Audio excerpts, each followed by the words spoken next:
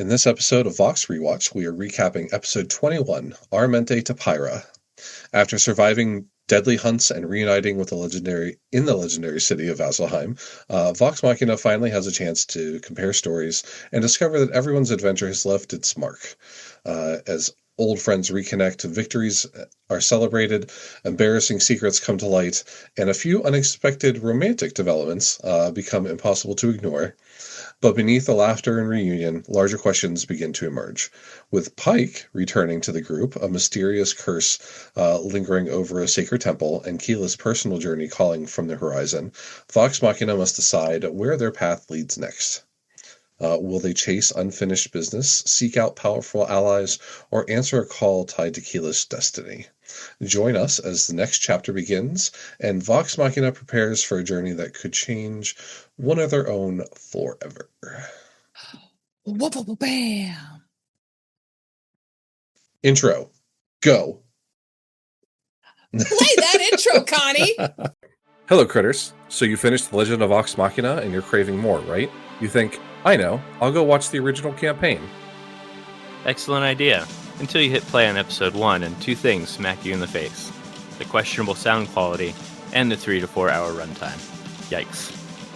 Don't worry, we've got you. We're diving into the chaos so you don't have to. We'll sacrifice our ears and our evenings to bring you the recaps, highlights, and all of the behind-the-scene magic you crave.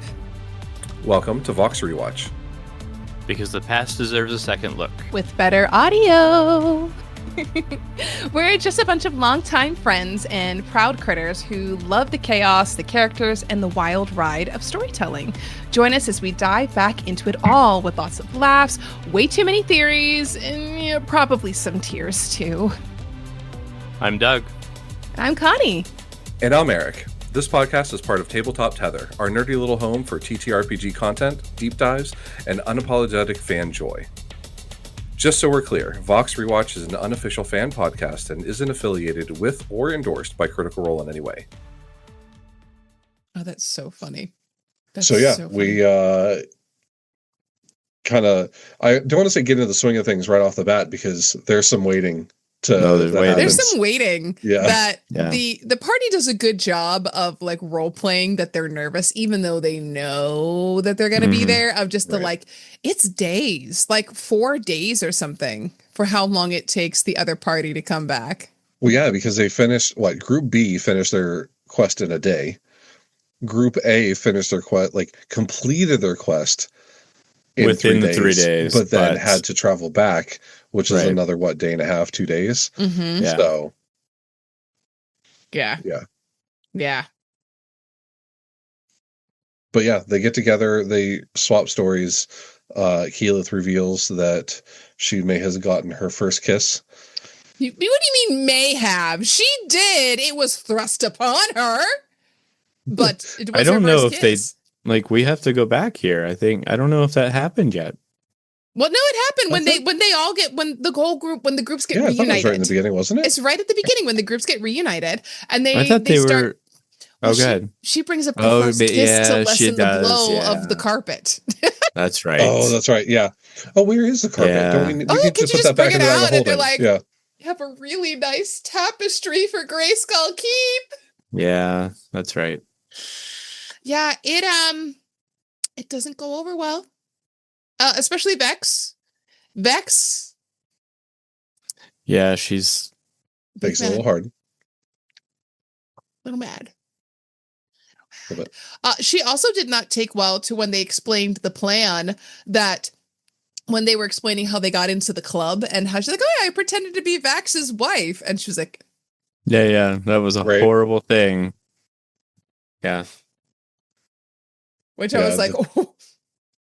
There's definitely some in-party tension that comes later, and you'll see there's some reconciliation. So, but yeah, before we get into, I guess, too much of that, we get inducted into the Slayer's Take officially. Yes. And which I think is really cool. So they head down into the basement, get escorted down by Vanessa, and I think it's cool that we find out that this isn't just some regular like monster hunting squad. This is actually a temple to a deity that was not mentioned before or has not been mentioned before. Well, because it is to Ioun, right? Yep. Yeah. So technically, the Ioun stone has been mentioned, but I not. guess, yeah, I guess more within Vasselheim, like Ioun is not one of the deities that are openly worshipped. Mm-hmm. Is it because it's not sanctioned, or is it just that nobody knew the temple existed and therefore nobody worships Ioun? I think it's more because, and they go into the lore a little bit, but her worship was diminished when she was injured during the calamity. Okay. Yes. And ever since then, she, I don't know if she's seen as less of, but just she was injured, so her power kind of diminished within the world, I guess. Mm-hmm. Okay. But it is interesting that they're like, all right, give us a brand, and they're like, it's a little more than that. Mm-hmm. Yeah, it's a little secrecy, and then like Tiberius tries to light up the stairs, and like, you fool, turn the lights off. And it was really cool how Matt was playing it super dramatic and super sketchy, and all these things leading to, oh shit, they're bringing us down here to kill us. Yeah, and because they talked about, we got new blood for you, and then the Sphinx comes down, and it's like, oh crap, now we have another battle, and everything that Matt said and did led to that feel. So it was a really interesting, like, completely knowing what's going to actually take place in the dark basement of the Slayer's Take. Yeah, that's what.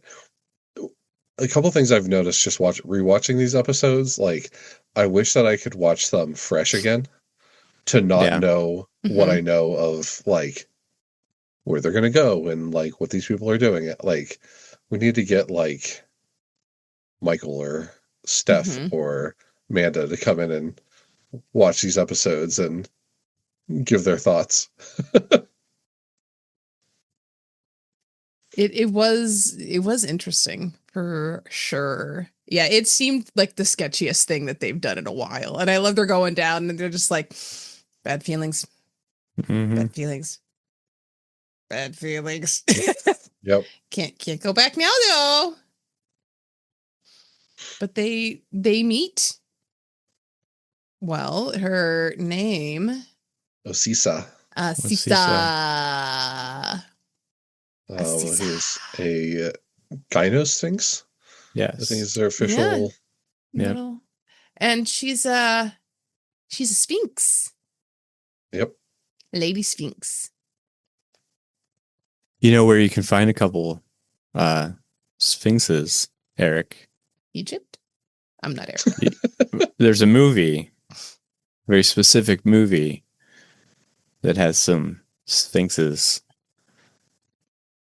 that Eric needs to watch. The Goonies? The Mummy? The Never-Ending Story. Did you forget? No, Connie, I didn't forget. You didn't forget. I'm not talking about the movie. We know you need to watch the movie. You're conveniently forgetting that. It's been a minute since. I know, it's been a while. They are. It's been a minute. And they like shoot the lasers out of their eyes. Spoilers. I mean, Eric, nothing bad happens. It's all good. Honestly, at this point, I think we're gonna have to watch the movie together when I come up, and we're gonna sit down and record us watching this together. Listen, I figured out how to do a watch party, and I've downloaded all the stuff, so you didn't tell us that. Yeah, you haven't mentioned this at all. This has been weeks. I don't know what you're talking about, Eric. I have most definitely. Anyway, yes, there's a free app that you can download for your Chrome extensions, and we can watch movies together. We all have to rent it separately, but we can all watch it and sync it up together. Okay. So, And invite others to watch with us, actually. So if the friends of Tabletop Tether want to join us, we can do that. Very cool. I love that. And watch me watch this great movie that everyone's talking about. We'll throw out the announcement on all the socials when we're ready. Yeah. Gathering all friends of Tabletop Tether. Yeah. Story of... This movie better be the greatest thing since sliced bread. That's all I'm saying. Well, Eric, if you wouldn't just like constantly edge us and just watch it.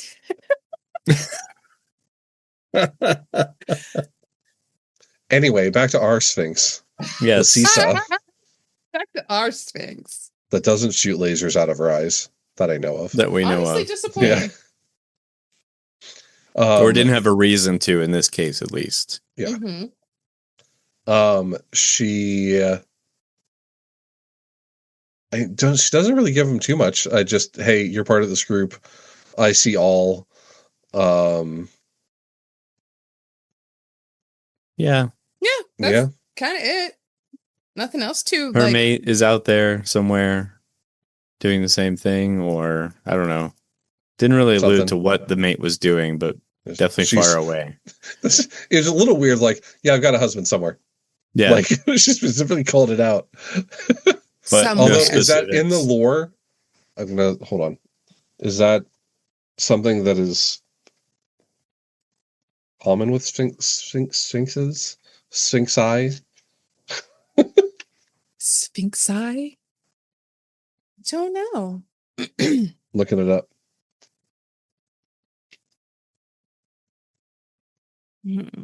Do sphinx come in pair? Do sphinx come in pairs?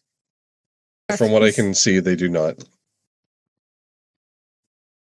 So we got a special sphinx who comes in a pair, but part of the pair is missing. We'll totally Yes. come back to it later. We'll definitely not be seeing that mate anywhere in the future. It's fine. It's fine. It's fine. But yeah, they return after they talk to the Sphinx. They get their brand, which instantly sears itself onto their arm. Yeah. They head on up really fast. Mm-hmm. and are kind of released into the wild of Vasselheim. Well, before they release into the wild, we find a wild pike. Yes. Like Pokemon noises as she they're just have an encounter with her. And nobody knew she was going to be there. That was the best No. part. It was such a shock for everybody.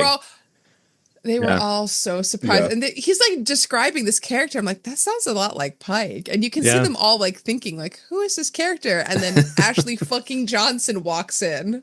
And they're, but no Scanlan. No Nope. Sam Riegel this No. episode. What a travesty that the episode that Pike is here is the one that Scanlan is not. Yep.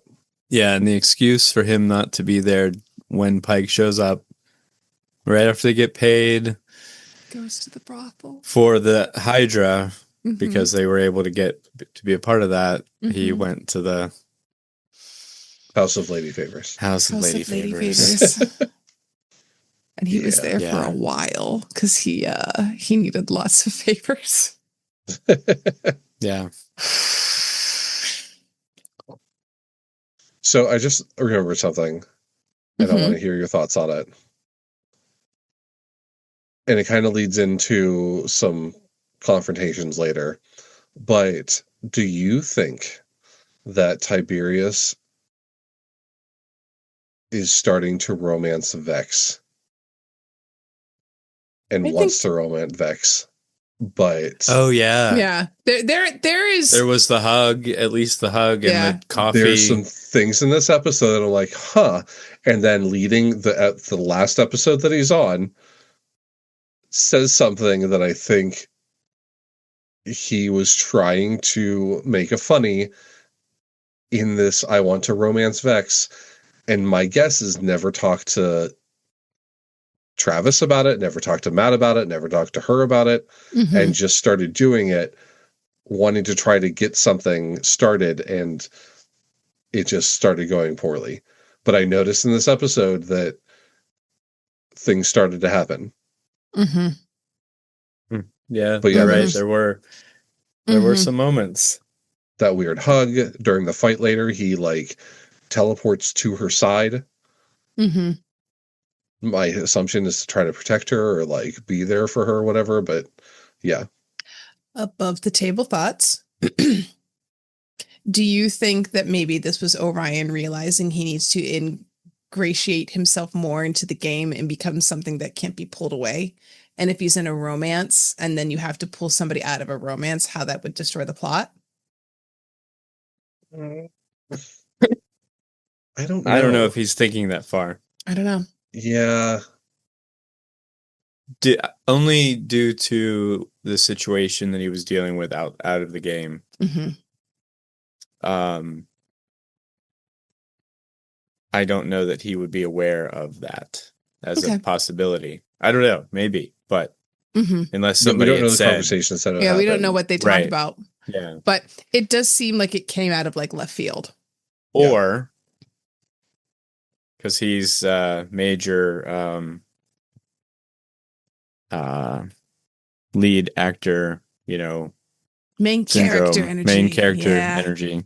Did he see Keyleth and Vax, the signs of that possibility? Because Vax hasn't been exactly subtle. No, he hasn't either. No, but it's just been spaced out more. And the Kiki reference, and he called it Kiki. Maybe he saw that as a way to one up Vax and get that out there first, maybe trying harder to be a love interest, and then he could take the credit for that before anyone else became a couple. I don't know. But if you're not, so I guess fellow DMs, if you have someone that wants to romance another character in the party that is not their significant other, right? Do you think that you should be told about it? Do you think the other party members should be told about it? Oh, absolutely. Above table, there needs to be a conversation, at least with the other player. Maybe not the DM. Oh, no. My session 0 with romance specifically says, I need both of you to independently come to me and say that we talked about this and we're okay with this. And so that way it's not just one person saying, well, we talked. I need both of them to communicate it. And then at that any point, either of them can tell me I don't want to do this anymore. And the other person has to accept that and let it be. But no. That's fair. For PC NPC romance, it's different because they're just, oh, what are you thinking? I'm open to this if you are. Okay, cool. But no, I'm like, I've made it a big thing. I will not be on one of those Reddit horror stories, like things that people read aloud. Well, I talked with our... was she a druid? Well, yes, she was a druid. Yes. Yeah. And my halfling rogue was making started to slowly make comments and like, and I had a conversation with her. I don't know if I talked to you, Eric, how that worked out. You did a little bit. Yeah. Yeah. I said, I just want to kind of see where, I don't think it'll go anywhere because she was playing a very naive, awkward, kind of like socially, and all of my passes just gone. It's just like, okay, well, I'm not going to fight too hard for this, but I told her that it might happen. I might say something and you play it however you want to play it. And she did. It was perfect, but it was just funny. It was very interesting. Meanwhile, same campaign. But not I don't think I didn't say anything creepy. I wasn't being that kind of not stalker like. No, but same campaign as the DM. But whenever I was a player and took a break from DMing, I flirted with my wife relentlessly. Yes. and she had no choice in the matter. So, there's that. Yeah. And you were very borderline sketchy and creepy. Stalker like. What? To Stalker your like, wife. yes. I love that you're like creepy. Can't be creepy, stalker. No. Kind of Stalker, yeah, A okay. little bit. Amanda, are you Yeah. safe? I know it's been close to 20 years now, but if you need someone to talk to, Amanda, I'm here for you. Reach out, man. Reach out, we Amanda. got you. But I've never actually gotten to play in a game as a player with Mike. I've only ever run a game as a DM with Mike, and I would love to have the opportunity for once for the two of us to play together. We should make that happen, Eric. You should. You or I should do a game. Should. But Mike won't be here unless we play online. We can play online. Because we could do it online because he's stuck at Fleet Week. Sorry. It's fine. We'll give you the opportunity to flirt with your husband. Yay! Somehow, in almost all of the one shots that I run, I end up flirting horrifically and horrendously with whomever is just there at the table at this point. I've ended up converting somebody to Mormonism, and then we got married at the end of a game. Yeah, I do a lot. I specifically played a warlock, that the great old one. They were like Pact of the Tome, and they were Mormon, and they just Very nice. great. Anywho, guys. Yes. Listen, Where were we? We're- Yes. yes, we have a pike that I don't think has a character sheet. No, she definitely does not. And joins them as they start. I guess they head into Vasselheim to Restock. They cannot hold on to money to save their lives. No. They're like my son. Anytime he gets money, he's like, I need to spend it right now. That is also. Well, I think Matthew. Vax has said it. Money is meant to be spent, not saved, not kept. We got to spend it. And Tiberius just wants to have all the things. So, well, didn't he Vex got all the things. call him out at one point, saying like, you need to start asking for party funds? Yes. Yeah. But there is somebody that spent the party funds in a way that really got Vex upset. Oh my gosh. Yes. I love when Grog negotiates. He was negotiating with. Does he have a name? Cedric Gilsman. Okay. Cedric. They're having a That grand old was time. hilarious. To be fair, he did not spend a single gold coin. He gave away all the dragon's teeth and dragon's blood. Okay. Yeah. Let's look at the bag of And holding scales. at the end of the campaign and find out how much is still left. Well, yeah, because Grog just holds on to everything, and people forget that Grog has everything in there that's decaying and awful too, that he pulls out at times. I love that he pulls out was an orc head, and he's he's like, like, Yeah.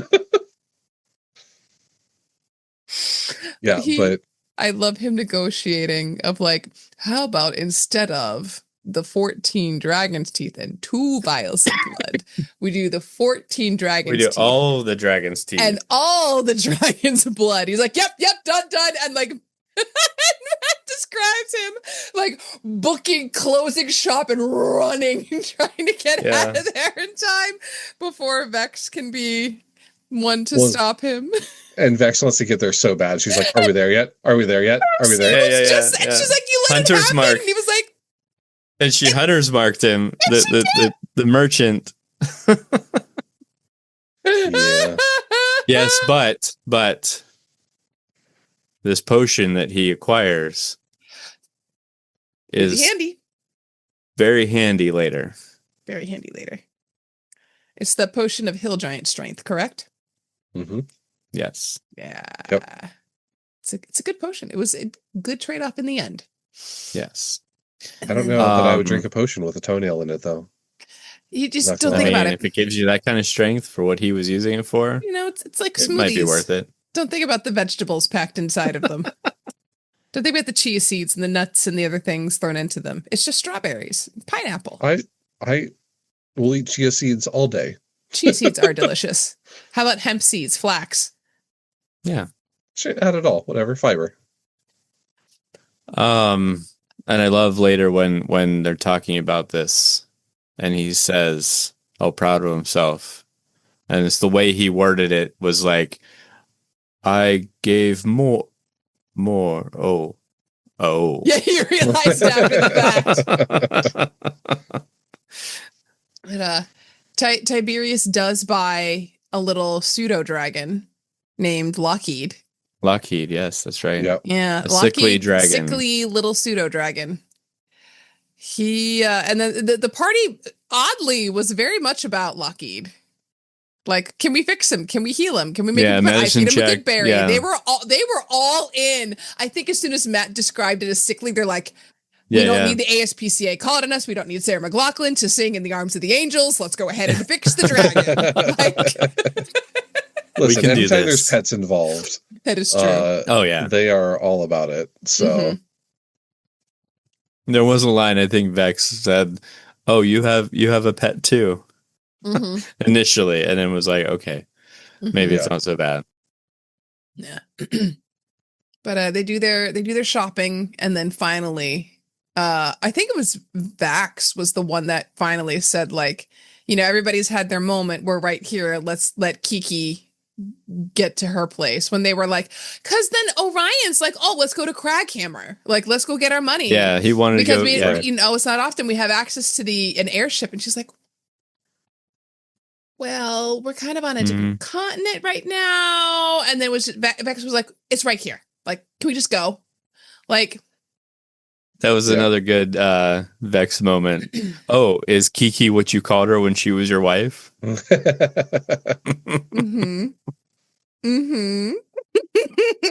Yeah, but she got over it when she found out that she got kissed. Yes, that wasn't her brother. Then she got kissed, and then she wasn't so mad. But then she was like, "Oh, you got kissed by a person that's married to a god. That's yeah." And I think Percy was like, "How do you say it?"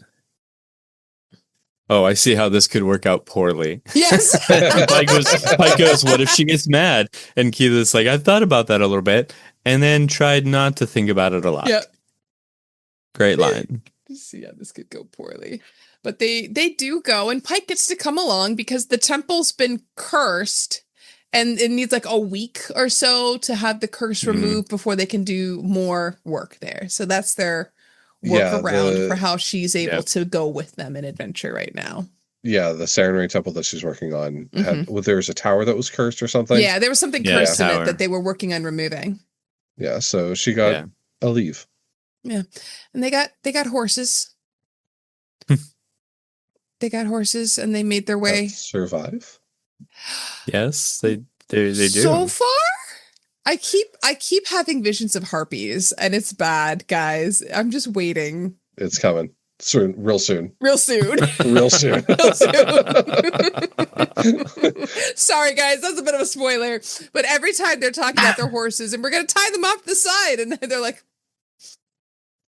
okay. The saxophones are getting a lot louder for the horses every time Vox Machina takes them out. It gets a little louder. But they do eventually get like close. And Matt's describing this area as like pretty intimidating.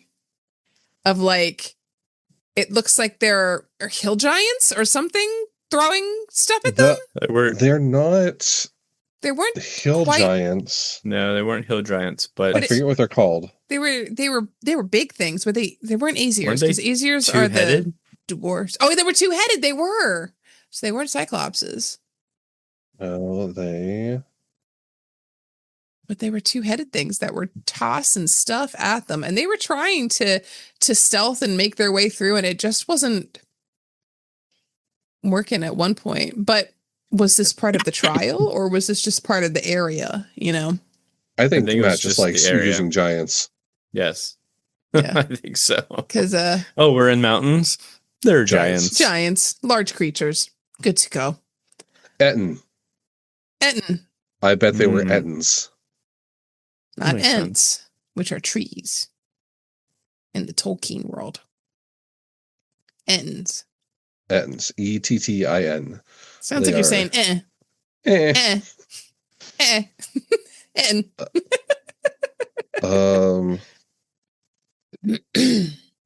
Yeah, so I think that's what, and I mean, I thought this was a cool battle. Like, Tiberius used telekinesis pretty well, and I thought that was I think he actually pretty used cool. telekinesis how telekinesis should be used. Except Not the to open first one. jars. The first The one first one was kinda- like, it was after the fact, after the damage was already Yeah. being calculated. He's like, well, I want to throw that. No, He was trying to that's not how cast that it as a reaction, I think. works. Right. Yeah. Yeah. And I mean, I get it. He wanted to try to save the Mhm. party, but Right. yeah, it was already done. Mhm. But yeah, and then we get a really cool shot from Percy where he takes out an elbow as one of them was lifting the boulder to throw. So I thought that was pretty cool. It's cool. Yeah. Yeah. It was a pretty fun And encounter. They got to show Yeah. off their abilities again, and not bad. They ran away.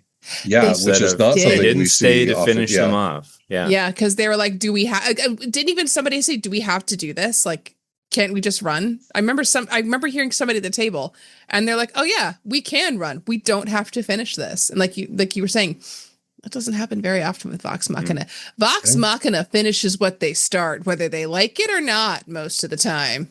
I don't know that I've ever seen a party run from a fight. I don't know what that's like in D&D. What? Maybe I'm just not presenting fights big and bad enough, but yeah, my parties never run away. Oh, you need to put them in a near TPK or TPK-esque thing for them to know true fear and run. I might have done that once where Strahd came out because he was really upset about something. And there were You? like 400 plus undead that came with him in front of the party. Oh, wow. And they just kept pouring out from everywhere. And they're like, "Oh, we're going to die." And they ran. And it was great because it showed how mad he was.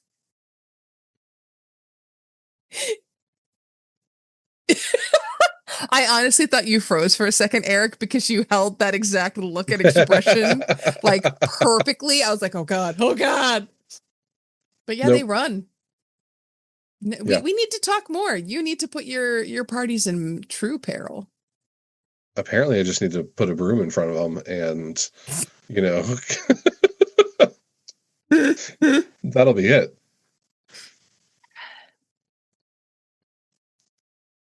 Yeah. But anyway, they make their way up the mountain. I'm not saying anything because he's my DM. I'm not giving him any ideas. 4 ancient red dragons all at once. Go. Guys, it's just called Tiamat. If you want 4 dragons, That's true. Tiamat. And you get 5. I don't know what to do. This world isn't set in the Forgotten Realms, and the deities are not the same, so I don't know what to do with. I want Tiamat so bad in one of my campaigns. Can't somebody just summon a dragon god that looks and acts like Tiamat and has a different name, and their name is like Behemoth? Right. Behemoth. Behemoth. This is Yes, that's Tiamat. fair. This is Behemoth. This is Siamat. Like Tiamate. Yamate.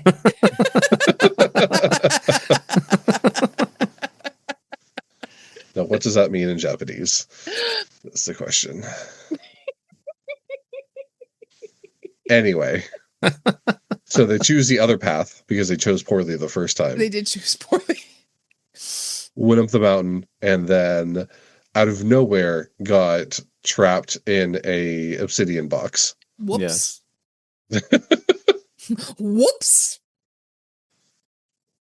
But it worked out okay. It did, yeah.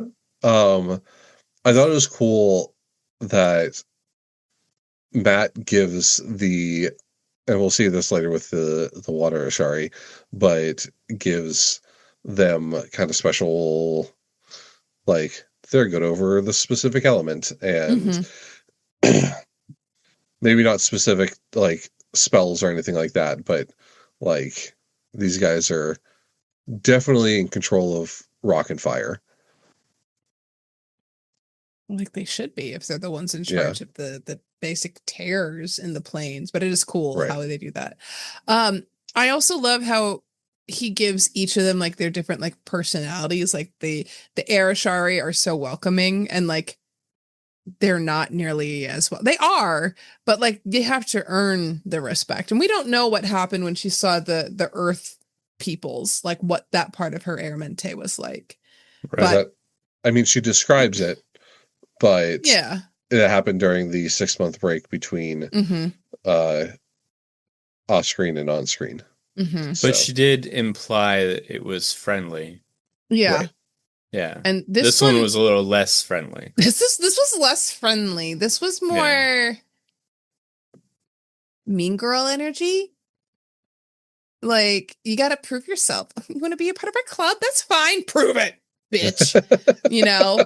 Like, I also thought it was kind of interesting how the party was calling, like, Kiki, like, calling her the princess. And, oh, we bow to you. And, like, being very, like, oh, yeah, like, we'll show them who you are, dear leader, this person.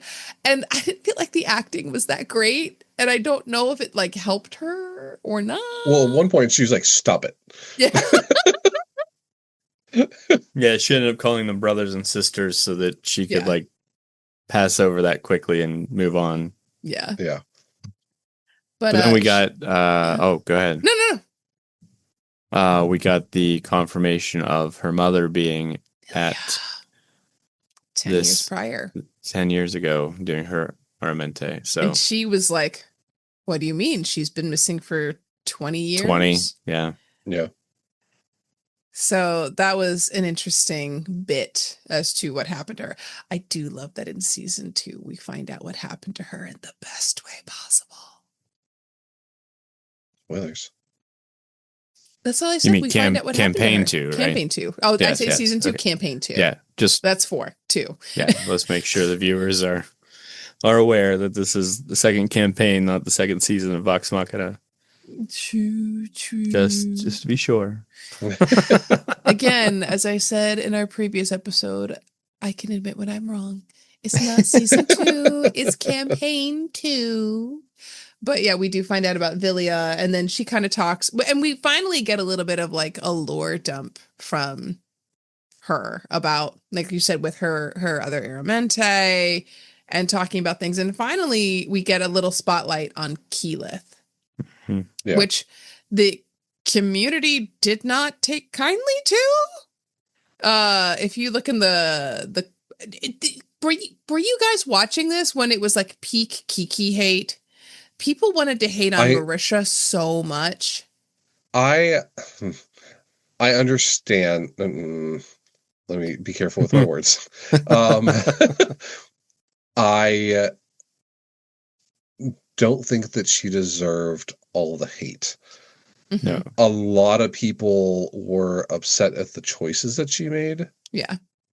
And some of it was because Marisha did not read her spells. Yes. Which I can understand that part of it. Yep. But at the same time, like looking back, Keyleth's one of the greatest characters, and like they all love her now. Yeah. Like everyone loves Keyleth. Yeah.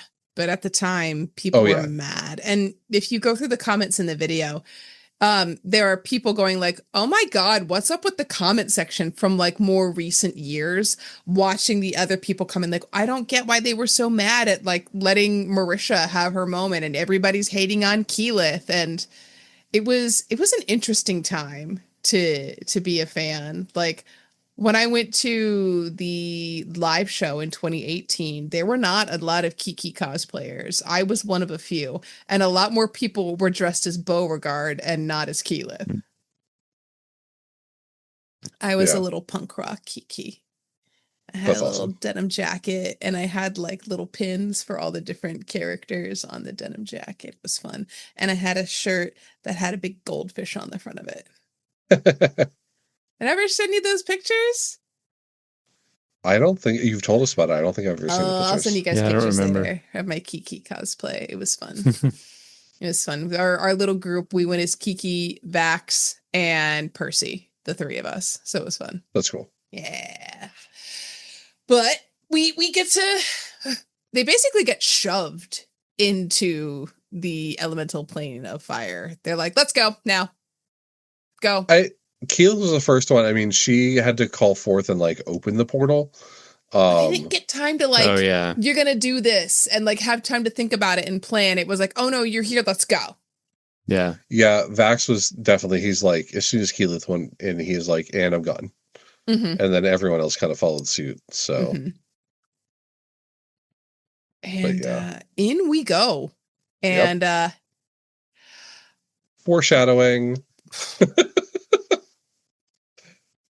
If we talk about foreshadowing, can we talk about the fact is when they get in there and he's describing this volcanic region, and then how there is a big like red dragon that has like a gem in its chest flying around? Yeah, you know. Who could that be? I don't know. Chuck. Stay tuned to find out. You know, like.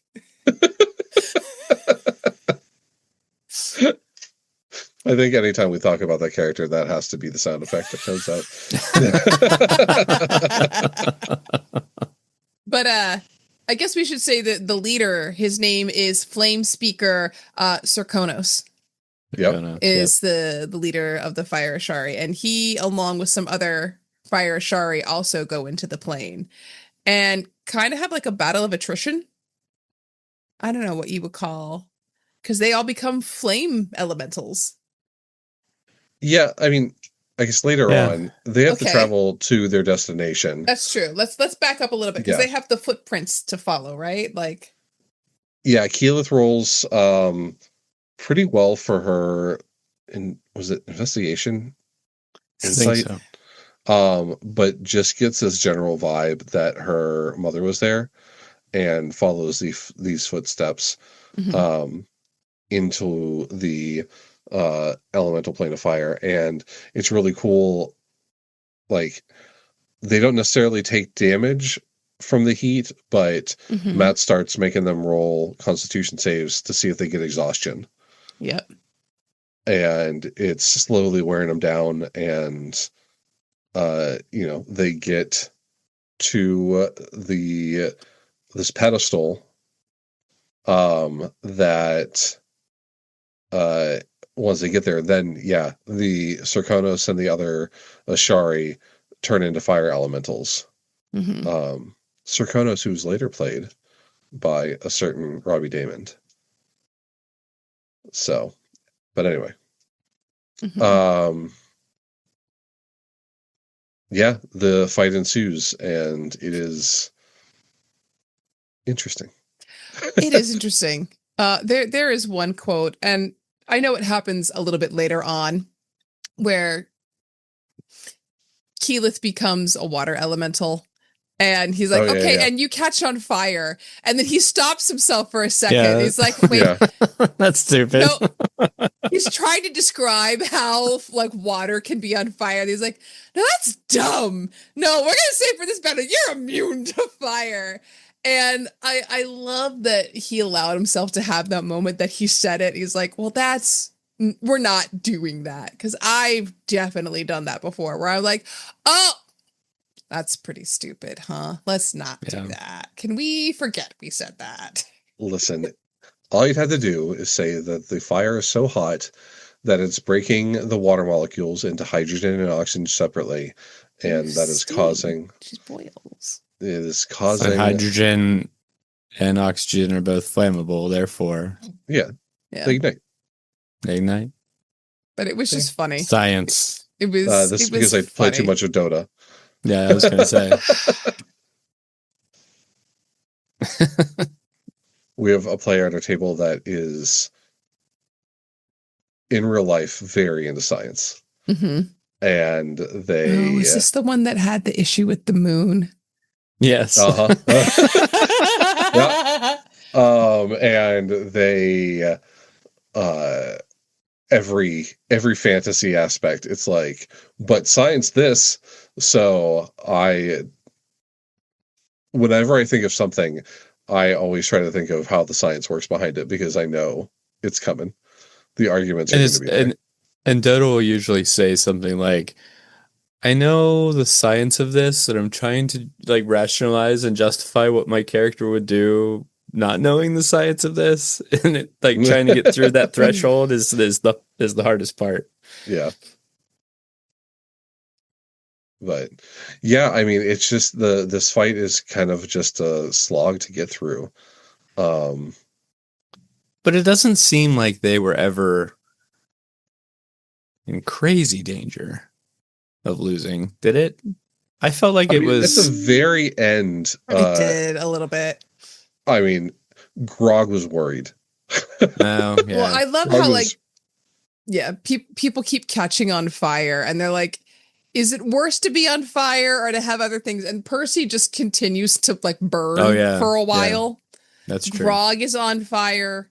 Like, I think even did Tiberius catch on fire? I don't know. A lot of people caught on fire, but yeah, Grog was real rough at the end. Yeah. They had that like cinder storm that was happening too, like the battlefield and everything changing, giving them that like feeling of like pressure that like you need to get this finished before this horrible storm comes through. And Yeah, I think the basically. last of the druids changed back because of the cinder storm, not because of.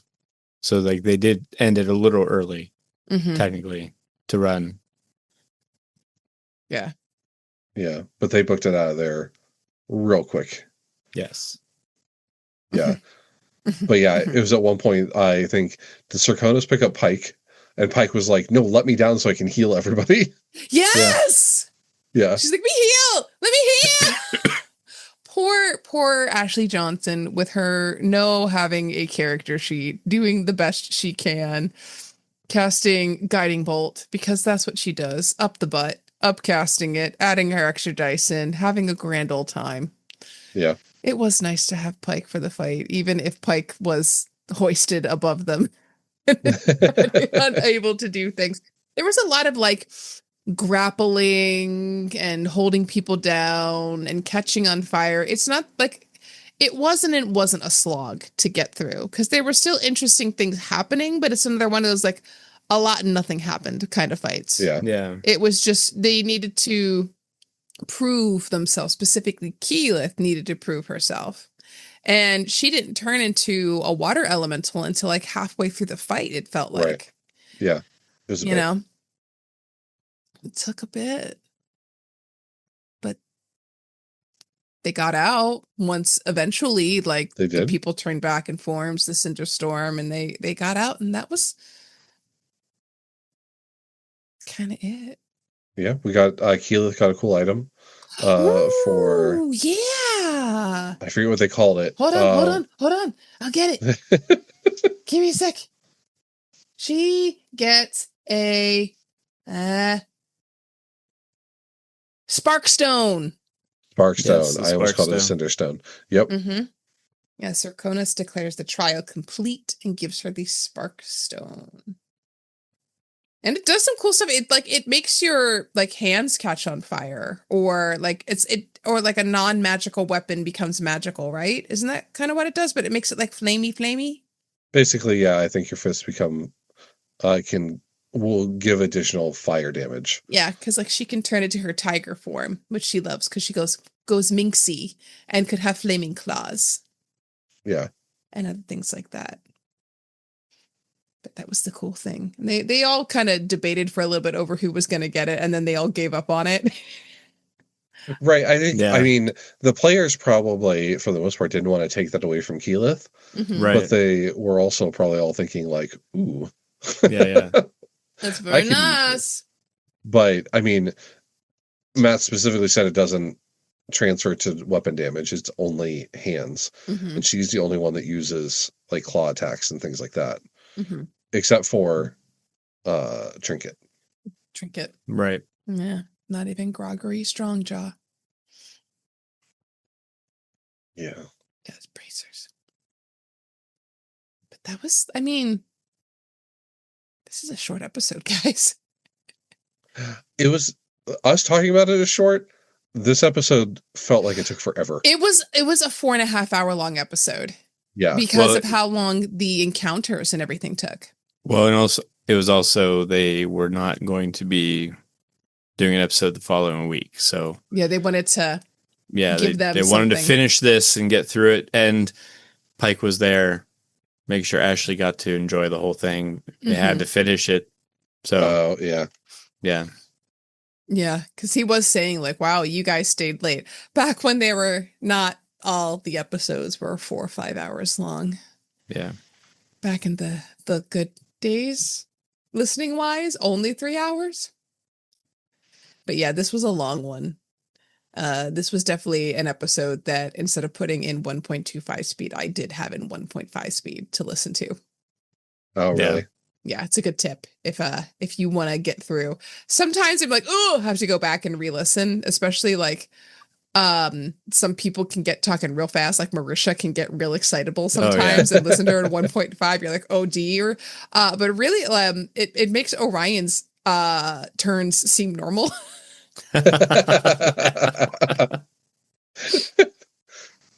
What are you trying to say? It's very slow. Very slow.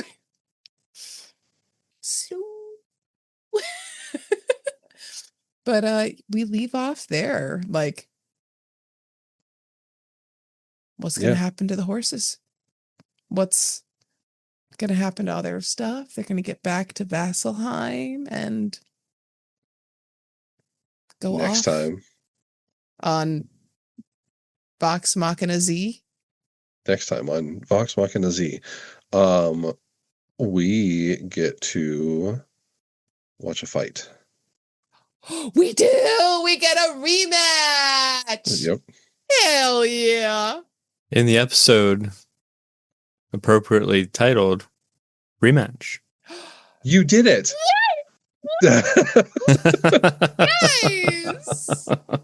Guys, it's like sometimes we know what we're doing.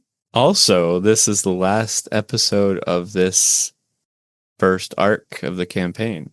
It is. We made is this the official one? This was the official end of the arc coming up. So, what's the next more arc? about that later. I guess it technically is the beginning of the Briarwood arc. It would be. Such a good arc. So we made it. We've made it to the episodes that most people say this, like, skip. I think there's... Almost.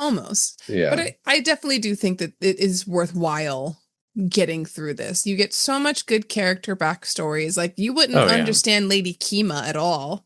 Right. Like, of who she was and what was all of that. And we meet the Slayer's take, which becomes, we get more friends and from them later on.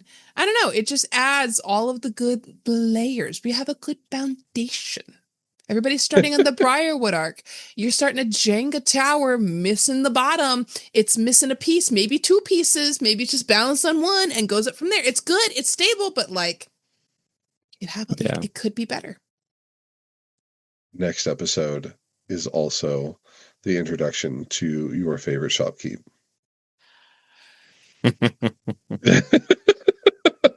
Learn from my mistakes. Truly one of the most iconic characters. That's so good with NPCs. He is. So good. So good, so good, so good. But speaking of what else is so good, we are. And where can you find us, Eric? We can be found sometimes on the internet. Once we're on the internet is forever, everybody. So where can they always find us? They can always find us at Tabletop Tether. Where all your tables are tethered with tops. To tables. With tethers. But yes, come join the conversations. We have a lot of fun. We like mixing it up and causing some drama. So, good times. We just ask questions. I'm only disappointed that there was no topics from this episode for, well, maybe Tabletop After Dark. No references to anything inappropriate. I'm sure I can find them if I listen back, guys. Don't worry. Connie, go. What's that? Dragon dicks. Not this time. No. Thordick.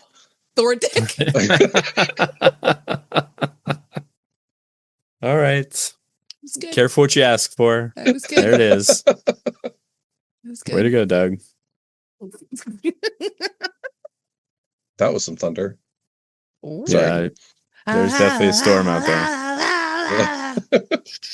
Anyway, what's a topic that we can ask the friends and the watchers to discuss with us? What was their favorite part of this arc? Well, there you go. That's right. Okay. Yeah. What is the part of this campaign that you felt was one of your favorite moments? Or what was one of your favorite characters we're never going to see again? Was it Clarota? I don't know. Don't call him Clarence, though. What do you mean he's not coming back? Where's Clarota?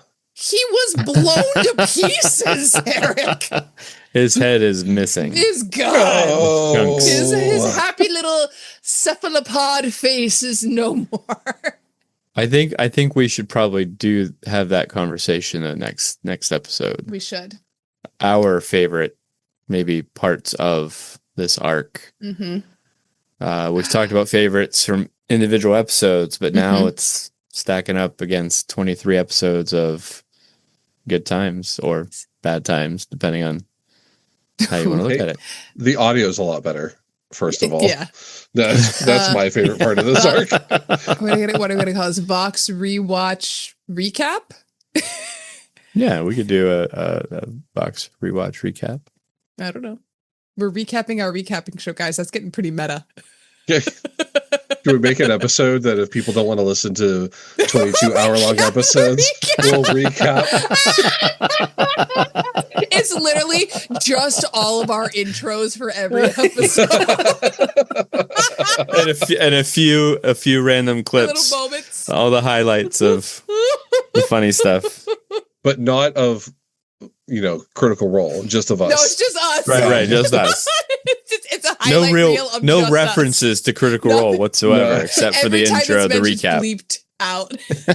All right, Connie, I expect this on my desk middle of next week. Go. Wow. I'm good, but not that good yet, Eric. But you can find us everywhere. All the tabletop tethers. Find us in short form media. It is great, guys. Come have more conversations with us. I promise we don't bite. Except on Tuesdays. If you're into that.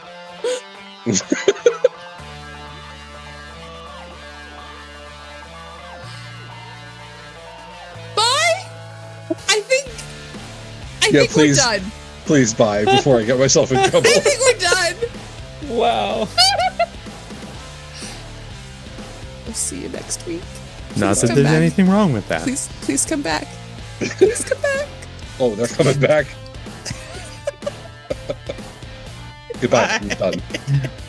They'll be back with all of their kinks in the comments. Episode 23. Let's go.